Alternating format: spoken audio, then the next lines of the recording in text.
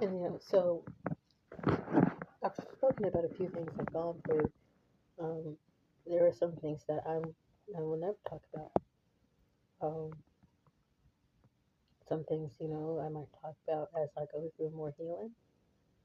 But there are things that I just feel like no one needs to know. Um, but by what I have talked about, you can be like, oh, well, you talked about rape and family trauma and stuff, and what else, could don't worry about it. Um, but one of the good things that the small town shelter I had gone to, um, that had the leader who was basically trying to like soft dominate me without me noticing, right? Basically like control my body reactions slowly but surely, right? It's been done before, um, as I am aware, right? Because like I have a heightened sense of awareness, and so someone I used to call friend did that to me whenever I was younger. I knew as she was doing it while she was doing it, but I wanted to clock her movements and the ways in which she was doing it, even though it was working. She was like, I don't know how, but it was working.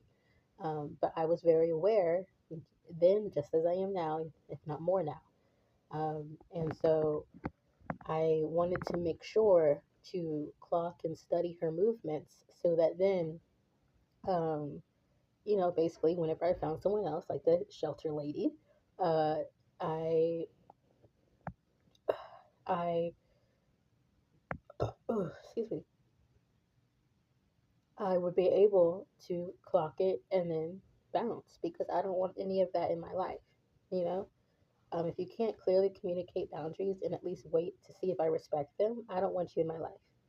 Um, but one of the good things she did was basically acknowledge and affirm my experiences that I had shared with her. Because a lot of the time, um, as I was growing up, um, if you could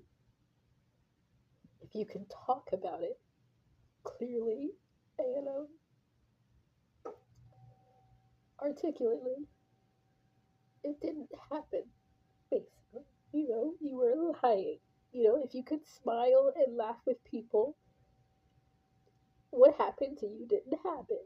You were lying. Um, so it was nice to it's nice now to feel acknowledged.